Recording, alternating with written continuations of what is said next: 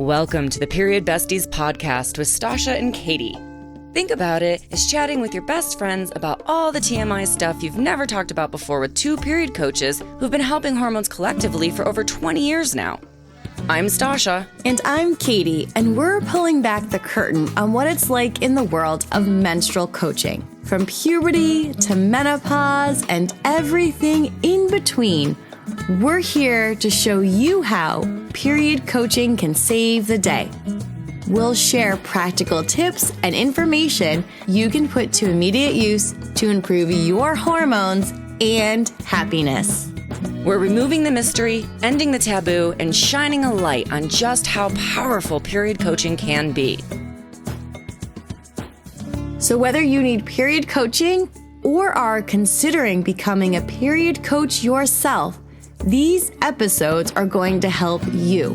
We'll share stories, coach live on air, and bring smart, savvy guests to share their wisdom too. Let's start today's episode. Oh my goodness, we have our very first guest today. Her name is Lisa Hendrickson-Jack. You may know her if you followed me before because she's been a guest speaker on my summits. I was on her Fertility Friday podcast. I love her. I love her work. And so when Katie and I were talking about who we had to have for guests, she was at the top of my list. I was like, we got to have Lisa come on. She's like one of my favorite people to chat and interview with. So she's going to be our kickoff guest, and you'll get to hear from her today. I'm so excited to share everything with you. You know, she's got the Fertility Friday podcast. She's got the Fifth Vital Sign book, and you're going to hear some more upcoming things that she's got to chat about today. But what was something that you really loved hearing about, Katie, with her? Well, I've been following Lisa for a while, and I've always wanted to know more about her work. So it was really interesting to dive deeper into we brought the word balance up, and I struggle with that word because there's literally no such thing, but the balance between like running so many different aspects of her business and then how she kind of talks about that with her clients, and like it's not about perfection, and it's really about making sure you're taking care of yourself. And I just love that conversation because we all kind of agreed and nodded at the same time, because we all tell our clients that like it's not about perfection, it's not about doing everything correctly, whatever that looks like, right? And we're not robots. And we were all like, yes, we're not all robots. We tell our clients the same things. And I think that sums up the conversation about just like charting and fertility awareness, and also how she takes care of herself and her life, her business. She's a mom of 3. And yeah, it was just a really brilliant conversation. I really enjoyed chatting with her. I love to be able to get into a bit more of like how she runs the business and the self-care that she does, and the boundaries that she sets, and she, brought help in and those kinds of things, like when she knew to do stuff. So I thought it was really quite interesting, not just the practical tips that she talks about in the interview, which, whether you are just trying to get your period on track or you want to go into the period coaching, menstrual movement industry, but it's also those practical behind the scenes as well, which I found really helpful. Me, I'm nothing if not a fan of the practical. So I loved the really concrete stuff. And she talked about food, and she talked about things that she does and doesn't eat. And even in the lightning round, like saying, one of her favorite foods. And then the second question was, what do you eat? And she was like, I eat it. And I was just like, yes. Yeah. That. Yes. And her and I both love chocolate and chocolate ice cream. And I was like, yes, exactly. Yeah, it was just a fun conversation to kick off our podcast, and can't wait for you to listen and let us know what you all think. Well, Lisa, we are so honored to have you here today, and we would love for you to share a little bit about you to our audience, who you are, what you do, what you're passionate about. Quick little intro. Well, first of all, thank you so much for having me. So I am a certified fertility awareness educator. I've been teaching women to chart their cycles for many years. I started the Fertility Friday podcast several years ago because after having the experience of charting my own cycles and teaching women to chart their cycles, I was at a young age, I should say, because I started charting my cycles in my late teens. And so when I was pregnant and had my first son, I really kind of took a step back and realized how I had been able to get this information all this time. I was able to chart my cycles, understand when I was fertile, when I was not, even know that I wasn't fertile all the time. And I was able to use that information to avoid pregnancy without hormones. So I didn't have to use hormonal birth control in my 20s. And then when my husband and I were ready to start our family, I was able to just flip that information and we were able to know when to try. And so, that's something that especially after I had I think something changes when you have kids maybe, but I really kind of thought about it and realized that so many women around me are not only still have no idea what's going on in their cycles, but obviously there's also an issue with infertility and that's on the rise. And so this information I think is crucial because if you think about all the useless stuff, I shouldn't say it that way, but I just did, useless stuff that we learned in high school that, was interesting and potentially even necessary, but I never use, when you learn that stuff about the ear, like the anvil, the hammer, whatever it is, I never used that, but we didn't learn the stuff about our bodies. So in a nutshell, that's kind of what brought me to do what I'm doing now. And since then I wrote the fifth vital sign, and now I teach practitioners to use the menstrual cycle as a vital sign in their practices. So I've certainly expanded from where I started about a decade ago in the business part of it. That's awesome. I have a question though. Who taught you, or are you self-taught when you were in high school? Because that's really incredible and interesting that you were so tuned in back then. Yeah, I can't take credit for the whole part of that. So the way that it worked for me was that, I was when I was. Let me rephrase. I lost my train of thought. So I first learned fertility awareness when I was in university. So it was probably my first year of university. And it was interesting. I went to this talk. They had all these interesting talks on campus. And this woman was talking about how you could tell when you're fertile. And so I ran out to the bookstore and bought Taking Charge of Your Fertility. And so I started self-taught because I read the book and I started charting. But there was a group of women on my university campus who were teaching fertility awareness. And so I just kept coming every month. And, in no time, not only, and so I was able to learn from them. So basically what I'm saying is I did learn from instructors. And then we actually started teaching and doing introductory sessions and things like that at a very grassroots level. And the group of us that kept coming to these sessions all the time, decided to join together and take a training program from Justice. So at that time, it was called Justice Healthworks for Women, and it was located right in the town that my university was in. So looking back, it was meant to be, I think. So was that how you got into menstrual work? I'm guessing that when you guys first started, you were just doing it for free to educate on campus. But then is that how it segued into actually turning it into a business, or was that later down the line? That was later down the line because we definitely were doing it for donations. Like we would take whatever people wanted to pay just to help us to buy supplies and things like that. We were doing it at coffee shops and, all that good stuff. And so at that time, I really didn't even conceive that it could be a business. It was something that I was obviously really interested in, but I remember thinking about it and thinking how would this work? And so what's interesting about, moving forward when I had my first son, which is when I really went into the online space. That was when I was home on mat leave and I started listening to podcasts and I was like, well, I could do a podcast. And so that's kind of how it started. And for me, I thought to myself, okay, I know how impactful this information was for me. Let me just put a podcast out there and see if anyone else finds it impactful as well. And obviously they did. They did in droves. Yeah.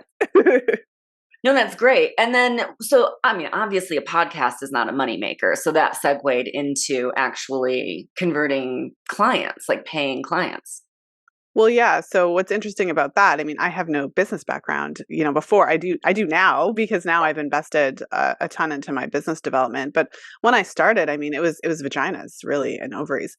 So I just put out the podcast knowing nothing. I just, decided to start talking and then people started asking me to work with them. And so that was kind of the beginning of monetizing it. And so at an early stage, I realized I did not know what I was doing. And so I sought out business coaching. So along the way, I've had several business coaches. So I remember my first business coach, I found her through a podcast. And what was interesting is, like I mentioned, I listened to, it's funny because I don't listen to that many podcasts now, even though I have one, but I listened to podcasts. And what I found was that a lot of the male like there was a lot of like big fancy people that are still podcasting now, all male, who had these huge podcasts. And I don't listen to those anymore. But at the time, I'm listening, but I didn't feel connected because here I am starting my business. Don't know what I'm doing. I have a baby and my struggles felt very different to their struggles because I'm trying to figure out how to find time to do all the things. And so I ended up gravitating to women's coaches, people who, not just women in general, but women who had children, because then they would offer me some insights into how to manage not only my business life, but my home life so that I could actually have time to work on the business. So now it seems like a very moot point. Like the reason I'm talking to you right now is because my babysitter is watching my 15-month-old. But when I first started, I just had no idea. And so I was in the like, oh, I'll work when the baby naps, kind of like, that kind of mentality. And I really did need a coach to help me to organize that in terms of how to work. Yeah, that's hard. I have 3-year-old twins, and wow, working when they're not, like, it's like you got to shower. Yeah, it's not even a thing. No, for the record, like the work doesn't get done unless someone's watching your kids. Like yes. I just don't believe that there's any other truth other than that. No, I 100% agree with you, and that was a hard truth to figure out. Yeah, very hard, especially at the beginning when you don't necessarily have a lot of revenue, right? You haven't figured it out. So at least in my case. So, but it was so funny. I needed her to tell me that. And I paid her money to tell me that. But I feel like when I look back, there's so much that I've learned since then. I mean, it really happens in stages, but certainly without seeking that additional support, without knowing when you don't know what you're doing. I think there's one thing to not know what you're doing, but then there's a complete other if you like also don't know that you don't know what you're doing. So I think one of my strengths is that when I do get in over my head, I'm like, okay, I don't know what I'm doing. Need to find someone who knows who's done this. Okay. And that's what I've done basically throughout. Every time I get to a certain stage where I'm like, okay, that's it. That's all I know. I seek support to get to that next level. Yeah, I love that. Denise Duffield-Thomas always says that mindset is your job. Everything else you can Google. I like that. That's so true. Yeah, it's so true. I love that. Yeah. Well, I'm curious, because you've been in this field for a while, like what is your favorite thing about working in this field? Like you mentioned having all these mentors and working with all these other women, like what is your favorite aspect, like piece of the puzzle? That's a good question. I would say that it has actually shifted a little bit. So I have always loved working with women and sharing this knowledge with them. I feel that it's just wonderful to see their shifts and transformations and how specifically their shift in how they understand and relate to their body and their cycles. So it kind of goes from being in the dark or even just thinking like it only matters when you're trying to conceive to then really taking control of it. So I teach that the menstrual cycle is connected to health. And so when the menstrual cycle is off, it really shows that there's something underlying that's causing that. And it's so empowering then for my clients to be able to make that connection. And after especially clients for whom many of them have been told by their practitioners that there's nothing they can do. So for example, if your cycles are irregular or if you have period pain or you get, PMS, like sometimes the doctors will just kind of be like, well, like it's kind of normal. We'll just put you on the pill or whatever. And they don't really empower them or educate them. So that's one of my favorite parts to see that transformation. And when I said that it has kind of shifted, I would say now that I'm working with practitioners, I feel like it's a larger scale. So not only am I helping at that individual level, because the practitioners, part of their practicum and part of their work is to actually chart their own cycles and so that they can gain those insights personally as well. But now it allows me to have that potential impact for a much larger group of people, much wider than I would have initially imagined for myself when I started my podcast. Yeah. When you started doing this, were your clients coming to you for fertility or were they coming for you for like an alternative birth control solution or a mixed bag? What's interesting is that I feel like when I started, I would have thought that I was just going to teach charting. Like I would have thought that I would have taught for birth control. So I think in my mind, that's what I was thinking. But, you know, yeah, fertility clients certainly. So it's a mixed bag. So I do have quite a significant percentage of clients who are seeking support specifically for fertility and conception. So I've developed a few programs to address that specifically. And I do have that kind of mixed bag, the clients who are looking for birth control, because there is a significant need. There is a significant percentage of women, unfortunately, who go on the pill and just have really bad effects. Now, I know not everybody does, but it is a significant percentage. So, because sometimes you get the like, well, I was fine and everything's great, but it's like, that's good for you. But, there's so many women who have these really bad effects on it and try multiple brands and all the different kinds, and they still react to all of them. And so I do have a significant client base of women who are looking for that alternative, many of whom had no idea that there even was one. And so they're thrilled when they discover that and prevent pregnancy without hormones. So no side effects. I just have to figure out how to do this. And then when I'm ready to conceive, I've already spent this time understanding my body, learning my cycle, and potentially, really optimizing my nutrition, all that before. So, that's actually one of the things that really lights me up, that kind of having that opportunity before someone's actively trying to just get them charting, use the method for birth control, and watch the cycle improve, make those specific adjustments. And one of my colleagues, she said something like, when you create a business, whatever you're doing, you're often doing it for like the you many years ago. Yeah. And so that's something that could have been so useful to me, because although I have a great wealth of knowledge that I built over the years, it's like when I first started charting, I didn't know any of this stuff. And so it would have been really helpful to kind of fast track that. Yeah. In the same vein, I don't know if you've noticed this, but I feel like I've noticed more and more people don't even really want to try birth control, like hormonal birth control. They don't know if they have side effects or not, but they hear and they know, maybe long-term effects and those kinds of things, and would rather just not go that route at all. And I feel like that's kind of a growing movement of people who are saying, I'd rather do something other than go on to hormonal birth control right out of the gate. I don't know if you've noticed that as well. Yeah, I mean, I feel like there's maybe because of the type of information I put out there, I get a lot of people who have used the pill. So I'm of the opinion that there always has been like this kind of silent minority that isn't into it. And so I think one of the things I often talk about is, because sometimes you get flack for just telling people what the side effects are of the pill. I think it's hilarious. Don't shoot the messenger. Like, I just read a study and I'm relaying it. Why are you mad? Why are you so mad? But so I feel like, for me, I'm always in the corner of, we need to, educate women about the side effects so they know. And when you do that, there's definitely a group of women that are like, no, thank you. I don't want that. That's crazy. What did you say? It did that to what? Yeah. And then there's also a group of women who are happy to know the side effects so that if something happens, then they can make adjustments much sooner, as opposed to like the late night Googling. And maybe they would not take it as long now that they know what's going on. And then there's a group of women who are like, you know what? I'm good. I'm going to take it. This is the one that works for me. So I'm going to do it.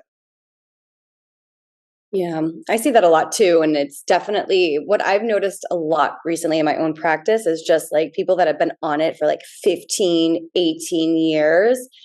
And they're like, I don't even know how my body feels anymore. Like, I don't know if this is how I feel. I don't know if this is how I would react. Like one of my clients recently was like, I don't even know if I would have liked my husband. Well, that's one of the scary pieces of information that people like to freak out about, when you talk about it, because there is this whole area of research in, I think it's environmental biology or something like that. And they talk about this thing called the I'm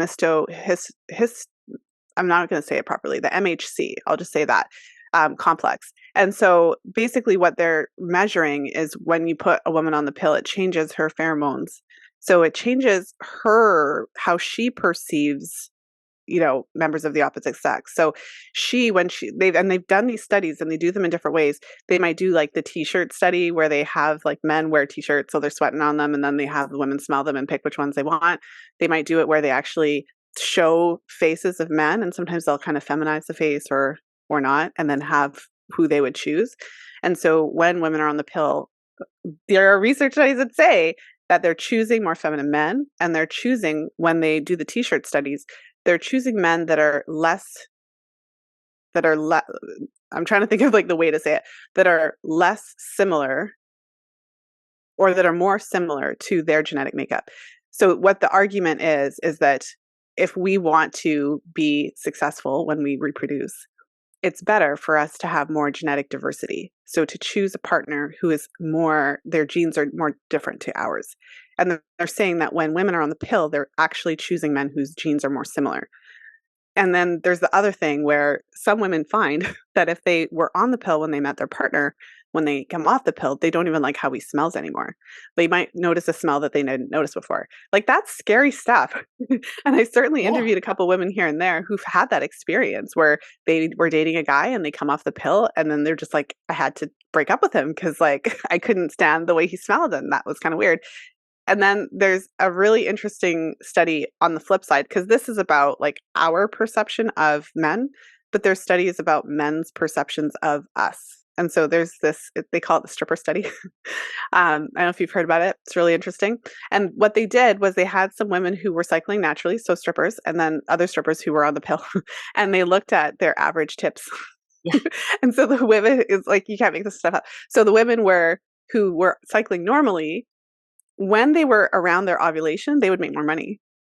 And then they would make kind of like slightly less money when they're on the periods. And then there was kind of in the middle otherwise. Yeah. And then the other women who were on the pill had kind of like the same amount of money all the time. And so the women who were who were cycling normally, on average, I think it was something like $83 more per shift or something. But they quantified this with the money. So, I mean, the summary of that, or like, why are we talking about it, is just that, yeah, it can have these effects that you wouldn't know. And we're not told about this stuff. And so I think we should be made aware of these things. Some of them, that's a hard one to swallow, right? And it's scary. A lot of women are scared, especially if they've been on the pill for a while and they're like married. They're like, what's going to happen, right? But at the end of the day, yeah, we need to be aware so that we can make informed choices about what we're going to do. Yeah. I love that study. I think it's one of just like, whoever came up with that idea of like, let's follow this and see what happens, give that person a raise. Like, I cite that so much because, I work a lot with building businesses, right? So the Period Coaching School helps people launch a business. So I'm often saying like, well, in ovulation, do your sales calls. People in ovulation, here's my study. There you go. Yeah, because there's studies, and one of the things I remember is that they would say like men tend to like the sound of a woman's voice more when she's in that fertile window. So it's actually been studied. Oh, it's so all this stuff is so fascinating because like when you like really dial it in, like we're all animals, right? And like, it's just so interesting when you dial it in, like the smell, the taste, the hearing, like all of that, right? It's just, it makes so much sense, right? Well, and outside of the pill, I mean, can you think of a time in your life where you were like, dating or whatever, and there was a guy where you got a little too close and you're just like, oh, like, I mean, I wasn't on the pill, but I can remember like that there were just some guys who I just didn't like. When they would sweat, you're kind of like, And there's other men who, when they sweat, like, fortunately, my husband, like, if he sweats, not like, like there's a limit, but like, if he's, you know what I mean? Like, 100%. Yeah, I think you get what I'm saying. Yeah, of course. Yeah. Like, it's really interesting because you're like, I don't know why I don't like this guy. Like, he looks great on paper. Like, everyone says he's an amazing guy, but I cannot deal with the smell. Yeah. And it's going back to like our gut instinct, right? And our intuition and really trusting our bodies and trusting those basic instincts that we have and like when we don't have that ability and the pill is kind of blocking that, it does change. So it changes the course of your life. Yeah. I mean, it's so interesting to think about it that way when you think about your menstrual cycle. So when you're allowed to cycle normally and from my standpoint, I feel that cycling is an actual normal but necessary part of being a woman. I mean, I think that there's a lot of information out there that would indicate that it doesn't matter if you're cycling or not, and being on the pill is totally inconsequential. But the way that I often use this analogy, if you think of buying a car or something like that, it's a machine. So if you were to have the air conditioning installed or not, or if you had, I'm in Canada, so my car has like a block heater so that I can plug it in like in the winter so it doesn't get cold. But whether it's installed, like so it can actually start because it's like that cold sometimes. So, but whether it's installed or not, the engine still works and they don't have anything to do with each other because it's a machine and they're separate. I think we're kind of sold that lie that our ovulation and our menstrual system is kind of just like we're machines and it's just doing its thing in reproduction and that's totally separate from everything else. And that study that talks about the pheromones indicates that no, it's really complicated. And when you shut one thing off, it like throws a whole bunch of other stuff off that we don't even understand. And so I think we should at least have that appreciation for our cycle, that it's important, that it's connected to our health, and that it does shift and change. And if someone's listening and this is the first time they've heard someone talk this way about the menstrual cycle, I can give a fairly straightforward example. If in the case of hypothalamic amenorrhea, HA, when you have a woman who has stopped cycling, so her, she's not ovulating, she's not having a period for 6 months or more, that's typically associated with undereating, overexercise, and stress. And so, that's a situation where she's starving herself, whether she's intentionally or not, and the body responds by shutting down ovulation. And so we can think of that menstrual cycle as a vital sign in the sense that it is reacting to whatever is going on. And if we're paying attention to it, and this is what I find in my client work, it just gives us the ability to be much more connected in our lives. Because I find that you can say stuff, you can listen to, everybody knows they should be getting enough sleep and like everybody knows that they should be getting enough to eat, right? All that kind of stuff. But when you have a menstrual cycle that you're paying attention to that takes a dive when you throw your self-care out the window, and then it resumes and improves when you actually focus on it, it really empowers, all of us to kind of understand like, oh, wow, like this actually does make a difference. I do have some agency here. I have some control over my body and my health, whereas a lot of women have never really felt that connected to themselves to be able to make those types of insights. Yeah, that's really powerful. To go deeper than that, I would love to hear, because obviously food, right, with your menstrual cycle, with your cycle in general, like talk to us a little bit more about that and your discoveries when you started kind of connecting, I'm assuming, the food with the charting. Mm-hmm. Well, I think one of the kind of interesting turns, I suppose, like when I took my training program to become a certified educator, I remember there was a huge focus on thyroid, and it was almost like you thought that there was a thyroid issue under every rock. And so, for example, if you're charting your cycle, the main signs that you're paying attention to would be your cervical mucus patterns, your basal body temperature, and then you might be tracking your cervical position. And so if you're tracking your basal body temperature, you're taking your temperature every morning and you're plotting it on your chart. And so if your temperatures are really low, below what's considered to be normal, it's really obvious. It's in your face every day. And so that was something where initially, based on my training, I was thinking, oh, it's thyroid. But it didn't take me long to realize, oh, wait, some of these women aren't eating anything. They're not eating breakfast, they're barely eating lunch, and then they might be having some dinner. And so that lowers metabolism. So on the base level, before we even talk about what types of food, we can look at the macronutrient ratio. If you're not getting a good balance of protein, fat, and carbohydrates, and you're not eating, 3 meals a day, then it really makes it hard for you to produce an optimal amount of hormones and have a normal menstrual cycle and even be the right body temperature. And we can see that on your chart. And so what I found was that kind of right away, looking at the whole picture and really addressing that. So I've had countless clients who, oh, it must be a thyroid problem. But it's like, but you're not eating and you're working out a lot. So really getting them to dial in, starting with breakfast. And then, of course, there's the male influencer world and there's the trends. There's all the trends all the time. So there's all these different dietary trends. And intermittent fasting is a good one to pick on because there's a whole lot of research on fasting and how it's good for the body, and even the research on longevity and things like that. But what I always say is it really depends on what my client's goals are right now. So you're employing a strategy that's supposed to help with longevity, but you're also trying to like have a baby, or you're trying to have an optimal cycle. And so when you're a woman of reproductive age, we have to we have to kind of match your strategies with what your goals are. So you can't, like, in my opinion, you can't simultaneously be trying to like lose 20 pounds, for example, and optimizing your fertility for conception. Those two things don't really match, if that makes sense. It doesn't mean you can't eat in a way that could promote your weight kind of slowly getting to where it needs to be while doing it. But if your strategy is like not eating breakfast, eating one meal a day, working out for like 4 hours, right? Like lifting all these weights while eating insufficient calories because you're trying to like lose weight, like those things. And what's great about my work is that I don't have to spend as much hot air talking about it because we can look at your chart. So if you're engaging in that example that I provided, if you're under eating, you're exercising quite a bit, and you are skipping meals, then like you don't have to take my word for it. We just take a look at your cycle. I mean, when is ovulation happening? How much mucus do you have? How long is your luteal phase? What's your PMS like? Are you having any spotting?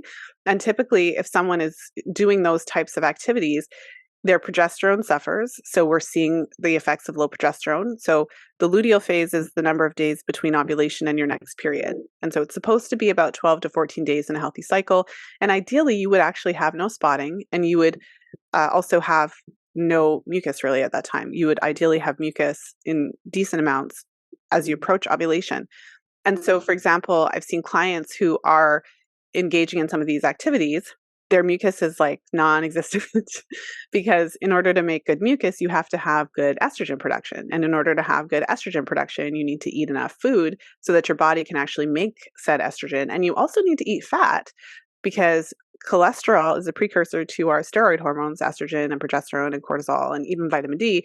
And so there's all these things from a food perspective that need to be balanced in order for your cycle to be optimal. So instead of me, I mean, I'm going on now, but instead of me going on and on with clients, we could just look at the chart. And it's like, well, if what you were doing is working, then we would actually have a more balanced cycle. And what's, I suppose, the buy-in comes from when, I make those recommendations. Okay, so this is what I've seen actually works to bring the cycle back into balance.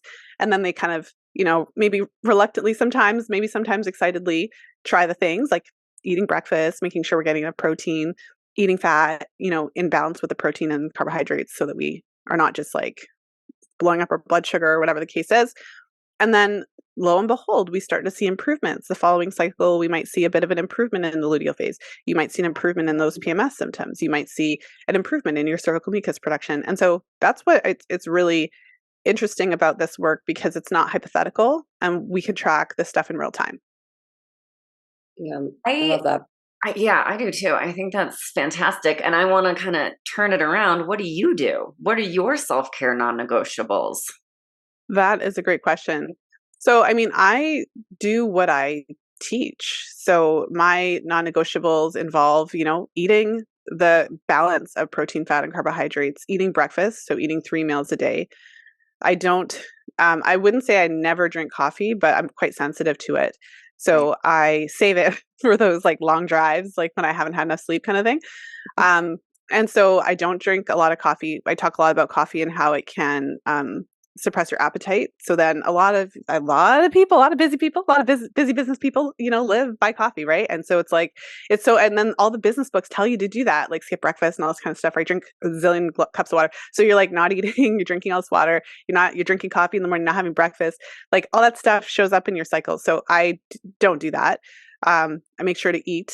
I could exercise more. I do have a treadmill under my desk. So occasionally I'll do like the walking while I'm working and things like that. And I've got, 3 children. I've got the 15-month-old and 2 older sons. So we'll do hiking and things like that. So, and then I do have my own kind of supplement routine because I have my own challenges with my cycle. I used to struggle with painful periods, not as painful as yours, Tasha, but certainly not a walk in the park whatsoever. And so over the years, I did develop some strategies. So I'm taking my magnesium and taking my zinc regularly. So I've got my little supplements that I take on a regular basis. And I can say that I'm not a perfect person. And I think one of the things I always try to share with my clients is that this is not about perfection. Because of course, if I'm attracting women who voluntarily want to track all of these, details about their cycle, naturally I'm attracting type A people like myself. And we all want to have these perfect charts and all this kind of, but fortunately I've been doing this for a really long time. So I've been charting for, over 2 decades. And so I feel like I've charted through all the things. I've charted through my own cycles being a bit longer, a bit shorter. I had an issue with my thyroid. I've had different issues with period pain. I have fibroids. Like I've charted through, several things over the years. I've also charted through, charted to conceive twice, 3 times. And then I charted in postpartum. And so my cycle's seen a lot of flux. So with experience then comes a bit more of a relaxed, realistic approach to this. And so I'll give you an example. This summer was it was actually, I would say, the most, there was some things happening in my personal life, my business life. It was the most stressful, I would say, summer in my whole, I feel like it was in my whole life. There's just a lot going on. There's some illness in my family that I've been having to deal with. I have a baby, writing a book, like all these things were happening at one time. I was traveling like unexpectedly. So all the stuff. And so my supplement routine temporarily slid because I wasn't even in my house. Like I'm all over the place. I'm, all the stuff is going on. And the stress was through the roof. And so I had 2 very interesting cycles. One cycle was very long. And it was like a throwback to my 20s when I used to have long cycles. So one cycle was like 46 days due to the stress. Cycle number 2 wasn't as long, but I had for the first time in my charting life 5 days of spotting because of the stress. And so I share this because for me, I've been doing this long enough that none of those things surprised me. Nor did they particularly stress me out. They were just like, this is exactly my whole point. Like my book is called The Fifth Vital Sign. Like it's the whole point of everything I'm doing. My cycle was telling me like, okay, Lisa, we know you've been stressed out. Like we know you had other things to do, but like now you have to focus on me again. Like, right. My body's like, you had your time to like be stressed out and like not follow your routine, but now you need to rein it in. And so I did. So I went back to my normal routine, right? Making extra sure to get back into my meals, making sure that I'm having better sleep to the best of my ability, even in the midst of certain stressors. My supplement routine, like I said, is really important. And my previous cycle, my cycle average is about 29 days, typically. I always say like there's a median, mean, and mode, and like from math class, and like the mode is like the most frequent number. And I remember for a few years when I'm charting, like the mode was 29 days. I was like, this is really cool, but it's not always 29 days. But I had a 28-day cycle. I don't always like, it's not a thing that I have 28-day cycles. It's usually 29 if it's going to be something, or 27, but I had a 28-day cycle, no spotting. My period was like manageable, no pain. And this was a result of me making those shifts again after this really, really stressful summer. So hopefully by me sharing that, that's helpful not only to you, but to the audience. Because again, this is my goal for my clients. It's not to be perfect. It's to understand what's going on and to be able to shift, because you're human. You're not a robot. You're going to have different, situations. You're going to have some months and some seasons that are more stressful, some that are easier. And I want you to be able to always be brought back to what's best for your body, your hormones, your health, and all those good things. I love that. I say that all the time to my clients. Like, it's not about being perfect. Again, I say the same thing. I'm like, we're not robots. But what I really loved about what you said is like, it was going back to it. It wasn't like, oh, I had a really stressful summer and now I have to start from like ground zero. Like, no, like you've already built that foundation. It's like bringing all the things in that that support you. Because I think a lot of time women get like caught up because we live in this perfectionist era, right? Like it's all in or all out. So I really thought that was a beautiful thing that you shared about like, no, I just knew what was going to help me. I'm just adding it back in rather than being like hard on yourself. Mm-hmm. So thank you for sharing that. I think that's such an important thing we need to talk more about. You're welcome. And I feel like, and I think I said this, but I just want to go back on that one point, which was that, and I didn't freak out about it. So this is something that's really challenging because when you don't have the knowledge about your cycle and how it's connected to health, anything that's different, anything that changes is cause for a huge freak out. Because I mean, I feel like really what I do in my sessions with clients is I just talk people off the ledge. Like, that's what I do all day long, right? So it's like, you have this super long cycle, you've got this weird bleeding, like you've got all this stuff going on. And I'm like, well, what was going on at that time? oh, like your house flooded, your dog got sick. Like, you know what I mean? Like sometimes there's like this, I don't know what's going on with my cycle. Like this really weird thing happened. It's like, what did you say? You're like, you had to sell your house because you needed to move across the country? Like, let's talk about that.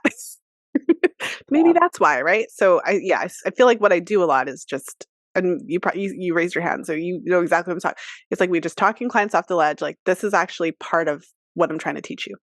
I think Sadie and I both, we both had like big cross country moves in the last year, and we both were like, well, I charted in like a week, but I'm going to just try and fill in the blanks. And I'm not surprised that my cycle is extra short or extra weird or whatever, because crazy cross country move and everything that goes along with that. And yeah, we both were like basically texting each other, like, okay, we're like halfway across this state now. Yeah.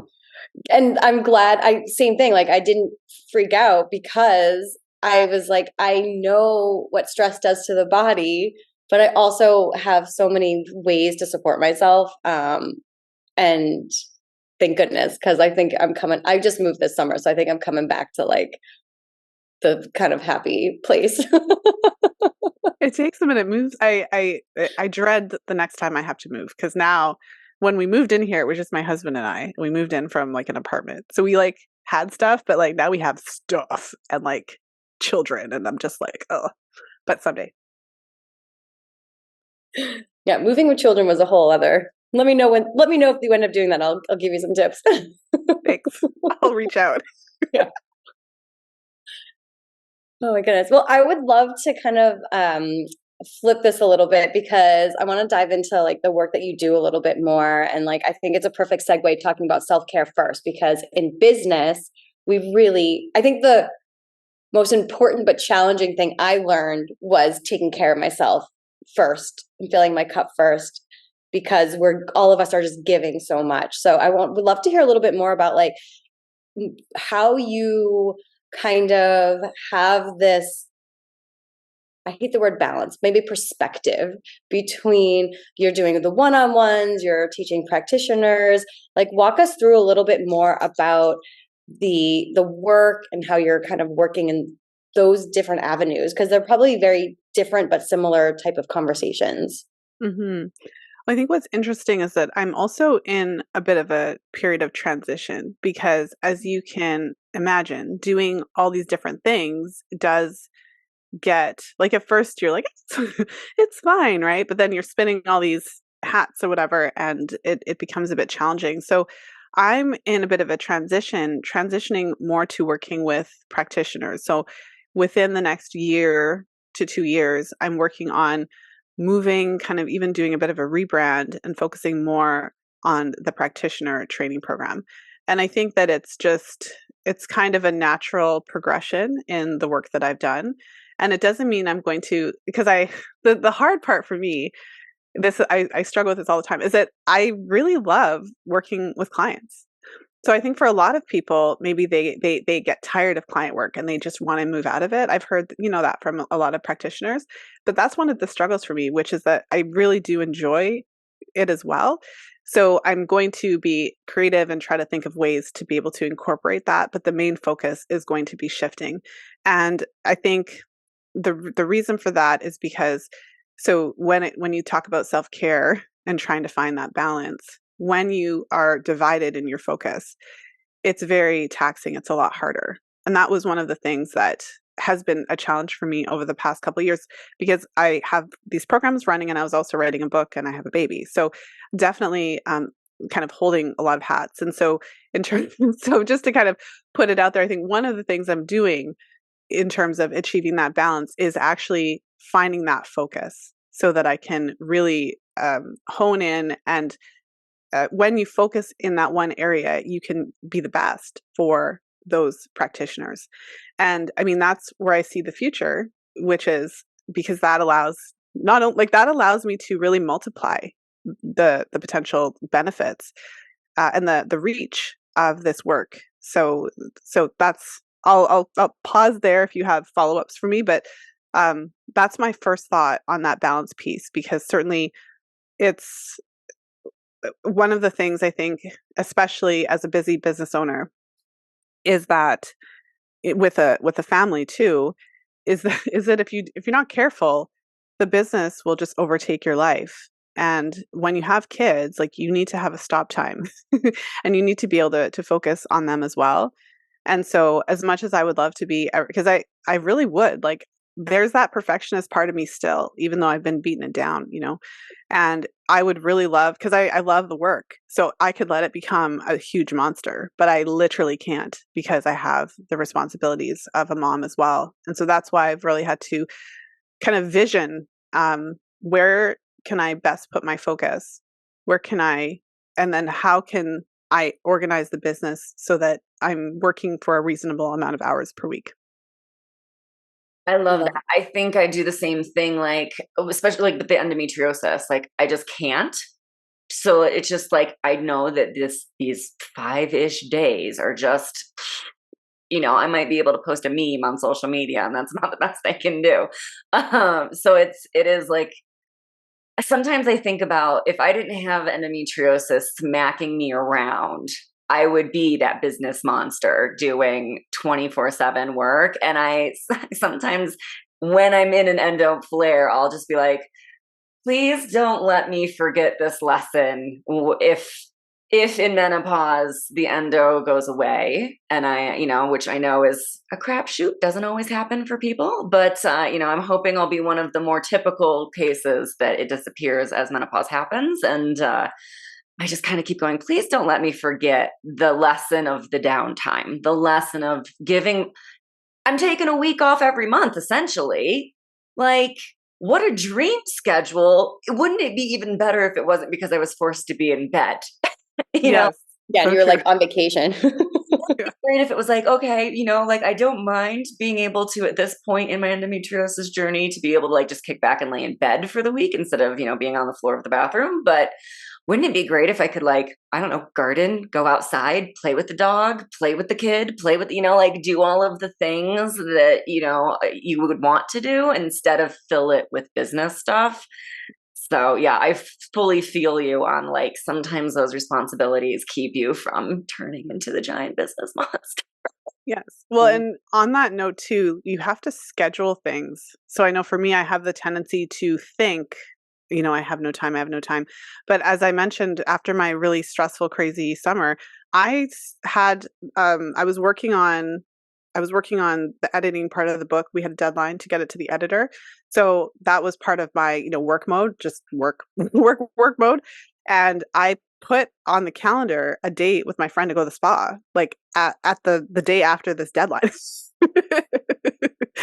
So regardless of whether I have time or not, like, this is what is happening afterwards, because I don't know that a day at the spa like makes up for a whole month of working real hard like that, but two things. One, that's a specific project. I don't intend to live this way.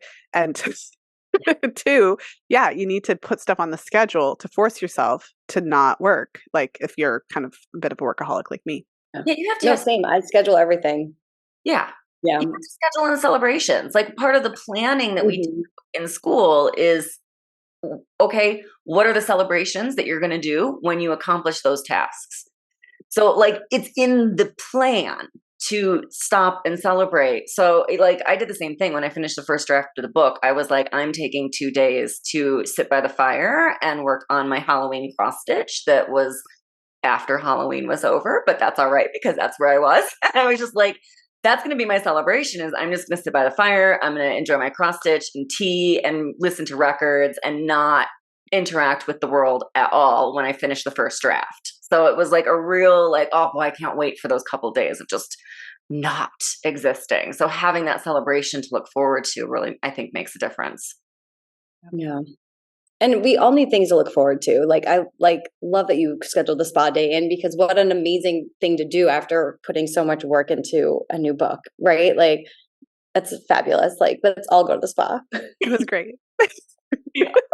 How did you know it was time to write another book? Well, or even how did you know it was time to write the first book? And then how did you know it was time to write the second book? Because, I'm the second book too, and I'm like a little nerdy fascinated right now.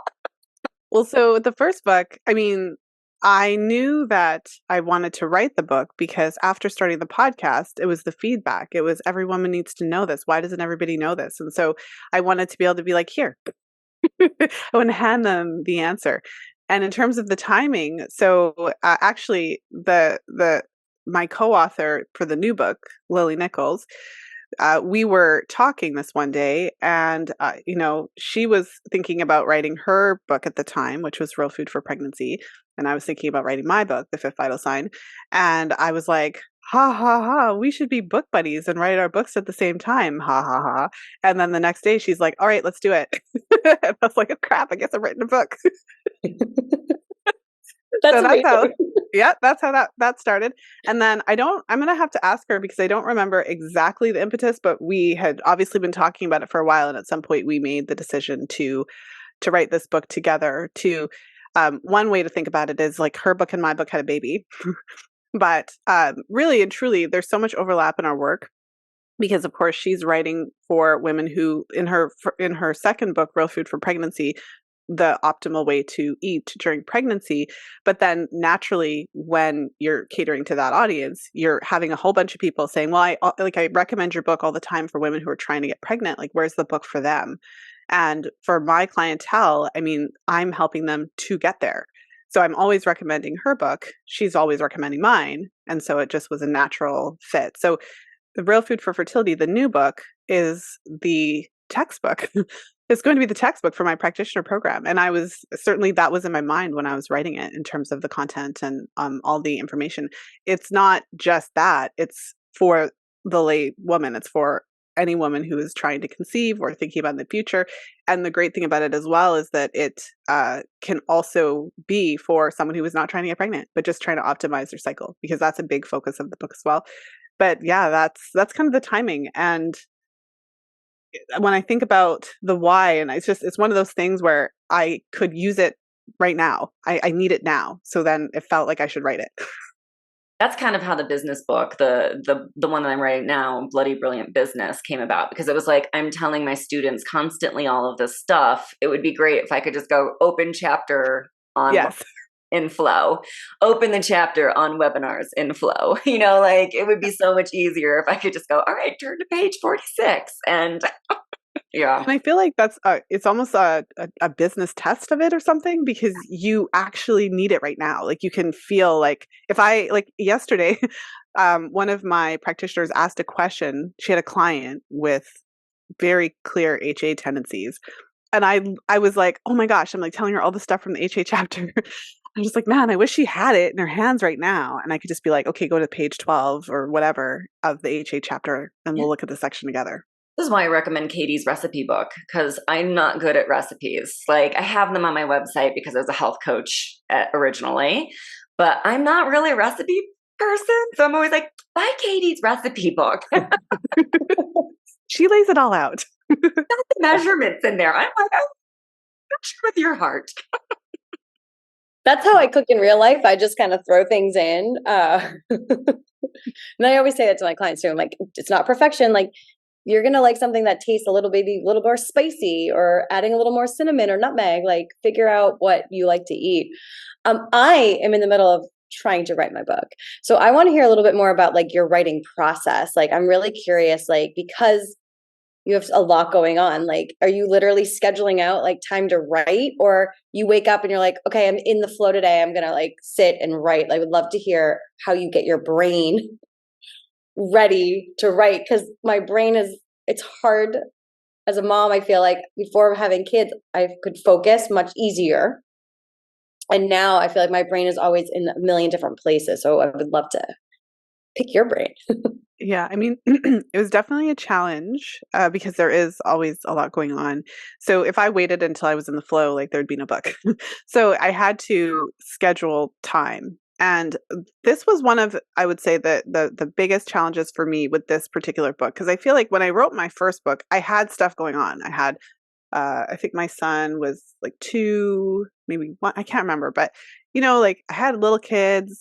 I had the business, but the business was at a different stage. And so all I was doing was I was doing my group coaching programs and the occasional one-on-one clients. And so even though it was still difficult for me to write my book, I feel like my schedule, even though it was busy, still had more openness, if that makes sense.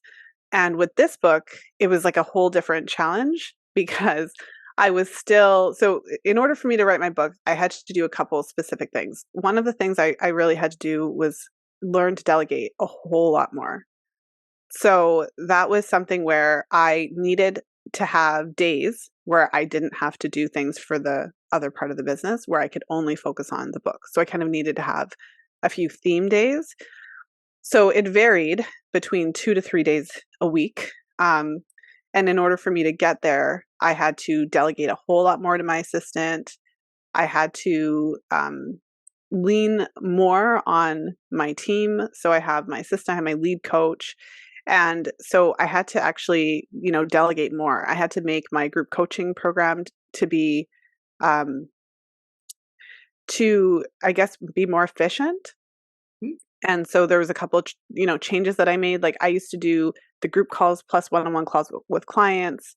And so now my lead coach does that because she's been working with me for a very long time. And, I've trained her and she's, we've worked together for long enough that I'm very, very confident in her skills. Like I audit her calls, right? So I was able to find ways to make the programs more manageable and to finish the book. So that was kind of at the beginning stage, but to finish the book now that I had the baby, I had to take that to a whole other level. So there was all this other stuff that I was still doing. For example, when I was launching programs, I was like doing a lot of the back end work. And it was kind of funny because I think for me, it's always been stages for me. So with business, I start here and I delegate this, but I still think like, oh, I need to do all this stuff, right? So it's always this learning of actually, no, Lisa, like you're not the only person who can do this. And actually, you're not even that good at it. So like, stop it. So it was so funny because when I delegated a lot of the launch, like I was making standard operating procedures, like I was kind of, putting out all the things that need to take place in order to do this and do that. And I'm sharing this with my assistant, and even she's like, "You were doing all of this?" Even she was like, "Wow, like why?" And so, in order to get the book done, I had to do all of that so that I could get all the stuff off my plate, so that I could create more white space in my calendar. And I had to, give myself defined days where I was writing and stick to those as much as possible. I'm not going to lie. I also chose, I won't say had to, I chose to have my babysitter come on Saturdays sometimes. And so there were, many Saturday writing sessions where she would come for a few hours on the weekend to watch the kids so that I could have that extra day.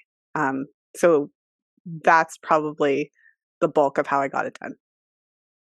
I love that. I think that one of the things that you said in there when you were talking about team was really interesting, that you had, the assistant and the lead coach, but also your babysitter is team, right? Yeah. And there's nothing happening without the babysitter. No, nothing exactly. happens. My first hire wasn't business. My first hire was cleaning, right? Because mine too. My first business was actually making food. I had a restaurant and a farmer's market booth, and I needed somebody to come and deep clean my kitchen, like I just needed someone to clean my house. Yeah, exactly. So my first hire was actually not even business related. It was house related. And I'm glad that you said that, because I think that's something for people who are, trying to deal with life, hormones, run a business, whatever. It doesn't really matter. But I think women especially often forget that you can hire people to make your life easier, and it doesn't have to look in one way or another. It can be the babysitter. It could be a house cleaner. It could be getting the meals delivered to your house. Like you could consider that a hire in a way, like getting a Blue Apron delivery, or I don't even know what they are anymore, but like having that dexterity. So when you did your very first hire, what was the catalyst for you? Well, so if I think about that very first time I hired anybody, I think the first time I hired anybody was probably like when I was sharing with you that I had my first business coach, like after I started the podcast and I started to figure out how to monetize and work with clients and develop programs. And so I think the first was like a babysitter. Yeah. And then the second was like, was a cleaner. So, and so currently I have someone who comes into the house. Like I went from having individual people to going with Molly Maid. And so I have them come every 3 weeks. Arguably I could do more, but I've just done every 3 weeks. But I have babysitter here Monday to Friday so that I can work. And she is taking care of the one baby. So she like cleans. Yeah. I love that. I love that. Yeah. We started with the house before we had kids, had someone come clean the house for business purposes, but also like selfish purposes. Cause I was like, I do not deep clean as good as somebody else does. I wanted my house to be cleaner. Yeah. I feel like they don't necessarily deep clean, but they do, like they vacuum, they sweep, they wipe the surfaces all at once. So and then also like I have 2 boys and Lego is like their middle name. And so there's like this one time every couple of weeks where like get all of the stuff off the floor, put all of the Lego because it's in their room, like under their bed, right? Get everything out from under the bed, like, because they have to do that in preparation for the cleaners. Put everything on the bed, like nothing. They're always like, they don't even vacuum under the bed, and I'm like, I don't care. Like you need to do what you need to do. Maybe they will today. Yes. And it's interesting because I mean, everyone's relationship's different. Like my husband's super supportive, but he wasn't super thrilled about having people in the house. Like that was certainly a conversation. But at the end of the day, there's no time. Yeah. And I can't have it super messy because I just don't feel comfortable with. I mean, it doesn't mean it doesn't like, and for anyone who hasn't had a cleaner, it's not like they clean and then like you don't have to do anything until they come, right? So you still have to like maintain your home even when you have a cleaner. It's just that it means that it never gets to the depths of depravity. It's always like a decent level and then you maintain and then they come back and you maintain and it's so much more manageable. That's what I found. Yeah, definitely. I like them. I like that analogy of maintaining because I'm cleaning every day, but I'm not spending hours. Yeah. Well, because they send 2 women or sometimes 3 and they're here for like an hour. And my house isn't huge, but like that's like 2 people for like a little over an hour. That's a lot of things that are not happening because it's just there's no time. And I think everyone is different. And so for some women, they can't let it go. So they can't, because everyone has like a different cleanliness threshold. So like if you don't have someone coming, then it's you. And that's hours and hours of time that you could be doing anything else. Yeah. Mm-hmm. Yeah. Yeah. Anything else, please. Anything else. Like anything. And I say anything because it doesn't mean you have to be working. Like sometimes you just need to sit down. Yeah. Rest is a real thing and it's a necessary thing for sure. I know that we're kind of getting close to the end of time here. So I have one more question for you before we get into our lightning round. But I'm very curious as to what do you see the future of period coaching, the menstrual movement? Where do you see it going? What do you see happening? That's a great question. I mean, I would like to see it just be part of everyday life. I would like to see women just know this stuff. That finally to get that answer, like why don't we know this stuff? I would like to see it be really, really normal and just we all understand our cycles. And it's not about everybody having to chart, everyone having to use fertility awareness, because that's actually, I don't think that that's necessary for everyone to do things in the same way, but just for everyone to be aware that this is an option, to understand this piece of their health so that they can be empowered to use that information however they want. So Stash, I love the way you use it in your programs because having this knowledge of your cycle and your body and your different, monthly rhythms and changes helps you to organize your work better, helps you to be more efficient and effective. And it also counters the male narrative because for anyone who's in business, I mean, I read a lot of books. I read a ton of business books. And it's interesting because they're all based on this kind of daily circadian rhythm men's experience situation. And so it can put a lot of pressure on you because Stasha, you shared the perfect example of having to take off basically a week a month. So that's not what they say in the business books. They say, get up every day at 5 and da-da-da-da-da-da and blah, blah, blah, blah, blah, blah. And it's just not how we cycle. It's not how we rhythm. Like, I mean, even if I don't have pain, I still don't necessarily feel like running and doing all this stuff. Like I don't always feel like doing forward-facing, out-facing things during my menstrual time, And I think that we have to give ourselves permission to do that. And the only way we can give ourselves that permission is to even understand what's going on in the first place, to even know it's a thing. And yeah, I just have worked with so many women who they feel like, because of this, I've worked with some high performing women who really feel like, or who maybe they're just used to being in that high performing space. And so I remember having a conversation with a client, and she was talking about, working out. She was doing one of those 40-day challenges or whatever, right? And I had to, I was like, did you know that you don't have to exercise when you have your period? Like, you could just not. And she was kind of like, huh. Like, she'd never really thought about it. So yeah, I think that the future of period coaching, I feel like, would just be that we all just know about this and we're all able to be healthier.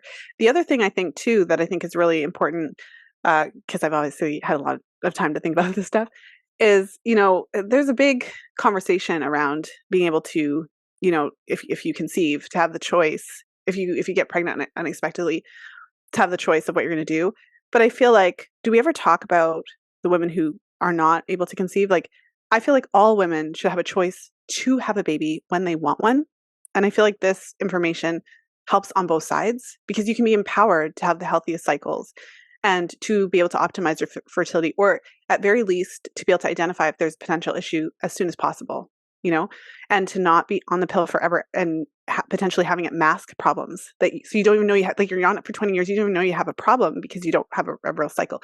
So I feel like a big piece of it as well, and this ties into, the new book, which is that you could be optimizing your fertility, having normal cycles, having great hormones, not having PMS, like, limiting the degree of pain, ideally, that you're experiencing with your periods, like just living in a way that's really healthy. You feel really good in your body, and not conceive, because you can do that. You can have birth control without being on the pill. And then at some point when you decide, okay, I want to have a baby now, like, you're good. Like, you know what I mean? That's what I would love to see. Me too. Yeah, I love how you put that, because yeah, just knowing our bodies, like, everybody should be knowing their bodies more. Yeah. So before we do the lightning round, how can people find you? Like, tell us where they can find you, when your book's coming out, all the things, and then we're going to have a fun, quick lightning round. Awesome. Well, thank you so much for that. So the new book is Real Food for Fertility. And I mentioned that I wrote this book with Lily Nichols, who's a registered dietitian. And it's this incredible combination of optimal fertility nutrition with fertility awareness, and really understanding that connection between your cycle, your fertility, and all these great things. So the website is realfoodforfertility.com, and you can get the first chapter for free. The book is coming out. So this is tentative, but our tentative release date is Valentine's Day 2024. So if you're listening to this like in real time, if it's come out already, then you'll find all that information there, which is really exciting. My other book, The Fifth Vital Sign, if you're interested in doing the deep dive into cycle charting, we were talking a lot about that, the Fifth Vital Sign book.com. And my favorite place to hang out on the socials is Instagram at Fertility Friday. And then one other thing I'll add as well is that I do have my podcast, Fertility Friday. So if you like today's conversation and are interested to go down that rabbit hole, search Fertility Friday in your favorite podcast player and you will find me. Yes, go check her out. Perfect. I dig it. Yeah, I like the podcast. It's great. So definitely, if you're listening to podcasts and you haven't listened to Fertility Friday yet, go get your butt over there. You should, I don't have the number of the podcast we did together. I could look for it, but we should share that with your listeners, because we had your podcast, Dasha, was just incredible. So yeah. It's on my Instagram link tree. So if anyone's listening and you want to just go right now, head over to my Instagram and click down to the link tree. It's in there. Awesome. Yeah. Some of my favorite podcast interviews I've been on are just on the link tree, because, they're just so good and they were so fun. And I'm like, yeah, screw it. Let's put them up. I love that. Amazing. All right. Are we ready for the lightning round? I'm ready. Okay. So go with your guts, tap into the womb instinct. Answer's best answer. Katie, you want to start us off? Yes. Okay. What is your biggest craving? Chocolate. What do you eat to And satisfy ice cream. that craving? Sorry, I missed the other question. I had to add the ice cream part. No, I love it. You and me both. That's my favorite. Chocolate and chocolate ice cream. Yeah. So what do you eat to satisfy that craving? So sometimes I just eat chocolate. Sometimes I'll have dark chocolate. Sometimes I'll have ice cream. Like, I feel like it's okay to have ice cream. And sometimes I make these peanut butter cups that spin a minute, where I'm like, it's like chocolate and like fat, like kind of like fat bombs, and not like non-sugar, so like stevia or erythritol. Sometimes. Yum, yum, yum. Okay. What's your favorite way to move? Oh, great question. I think I'm trying either dancing or like hiking. I like being outside. Yeah, same. Hiking's probably my favorite one. Okay, what's the number one self-care that you do when you're stressing out? I do hot baths, Epsom salt baths, or the spa. Okay. What music do you listen to when you're working? When I'm working, I listen to jazz or classical. It's hard to write with music with words. Nice. Yeah, my partner's French, and I often listen to French music because I don't quite understand it enough yet for it to get. Sometimes I'm like, oh, I picked out a word, but then That's awesome. I love it. Since becoming a mom, I cannot have any noise. I usually need noise to drown out the children. Okay, what's your favorite country or place that you visited? Well, my favorite country is St. Kitts, Nevis, but that's because that's where my parents are from. It's a beautiful place. Look at it. My dad's favorite, actually. If I were to ask him that question, he would say Nevis, I think. Wow. Small world. We're going to have to talk about that sometime. Yeah, we are. Most people have never heard of it, so that's really fascinating. Yeah. Okay. Your favorite holiday? Christmas. Yeah. Food you hate? That's a tough one because I like most food. Like poorly seasoned food. Like, it's not like I hate food, but like if it's not cooked well or like what's going on. But amen. Yeah. I'm with you on that one. I like pretty much all food. I'm not going to eat bugs, but I'll try pretty much anything else. I have had the cricket protein bars. Not bad. Not doing it. Hard pass. Same. I'm going to pass on that too. I squash them. I don't need to eat them. On that note, pumpkin spice, yay or nay?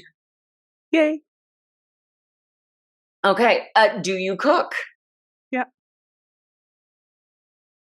Your favorite place to work? I feel like it changed. Before the pandemic, I used to work at Starbucks all the time. And then I couldn't for a while. And now I have my, like I said, I have my treadmill under my desk, and my husband suggested to buy this desk that I can move up and down. So it has a button and I can like lift it up, and so I can stand and sit and like walk. And so apparently it's my basement. Yeah. Same. Did that. Okay. Last question. What's your ideal Friday night? Oh, that's funny. I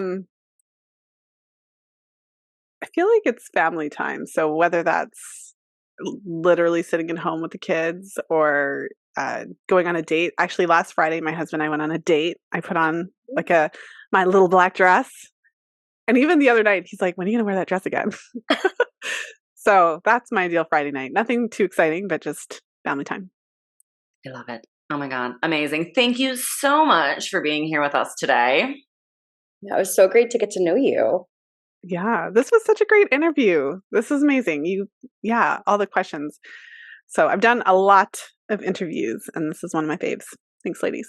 Good. Well, thank you. Thank you so much for being our first guest on here, our inaugural guest guinea pig for. I know, right? appreciate you being brave and saying yes and stepping into the absolute unknown. So thank you, A, for just being our guinea pig, but also B, thank you so much for the work that you're doing for all of the people out there who are in need of your services and the work and the education that you bring into the world every day. From the bottom of my room, we appreciate you. Thank you so much. Thank you. Thank you so much. You're amazing, both of you. All right, everyone. Thank you so much for listening, and bye for now. A big shout out and thank you to our sponsors for today's episode, Period Coaching School and Katie Bresek Wellness. Thanks to you, our favorite bestie, for listening to the Period Besties podcast, where no topic is TMI. And of course, share this episode with your besties. Remember to leave us a 5-star review, nothing less than the best for us besties, and subscribe wherever you listen to podcasts. You can follow us on Instagram at Stasha Washburn and at Katie Bresek, or email us at periodbestiespodcast@gmail.com. Check out more about us at katiebresek.com and periodcoachingschool.com. And of course, check the show notes for free goodies and extras that support this episode. We'll see you on the next episode. Bye for now, besties.